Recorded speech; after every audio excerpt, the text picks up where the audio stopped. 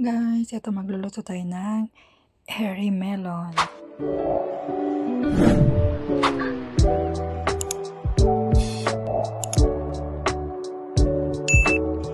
So, ayan na nga guys, naglagay ako ng mantika dito sa kawali natin and then nilagay ko na po ang ating bawang. Hindi na po ako naglagay ng sibuyas dyan kasi nga po may mushroom tayo. Kasabihan nga ng Chinese, hindi na po maglalagay ng sibuyas pag may mushroom tayo. So, ayan guys, ito yung mushroom natin, airwood at saka, hindi ko alam kung anong tawag dyan sa isang mushroom, basta mushroom na yun guys. Ayan, halo-haloin ko lang guys para hindi masunog ang ating bawang. So, ayan. So, ito yung hairy melon natin guys. So, ayan, igigisa ko na rin po ang ating hairy melon.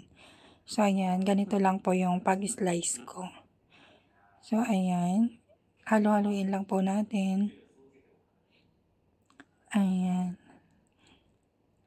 And then, i-mix na po natin ang ating mushroom. So, dalawang klaseng mushroom po ito guys. Hindi ko alam kung anong tawag dyan sa isa. Tapos, yung isa is earwood. So, ayan guys. Halo-haloin lang natin and then mag-a-add tayo ng seasoning guys. Mag-add tayo ng soy sauce. Ayan, tansyahan na lang po yung ilalagay nating soy. So, nag-add din po ako ng konting asin kasi yung lolo ko gusto niya yung lasa niya na maalat. Hilig sila sa maalat. So, ayan. Halo-haloin lang natin. Yan, nag-add din po ako ng oyster sauce. So, sabi ko nga po, tansyahan na lang po ang gagawin natin dito, guys. Sa akin kasi, hindi ko tinitikman yung luto ko, basta tansyahan na lang. Siguro nasanay na rin po ako sa pagluluto dahil sa amoy. And then, yan nga po, nagad ako ng konting tubig. So, ayan. Pakulaan lang natin ng pakulaan ito hanggang sa maluto ang ating hairy melon. So, ayan.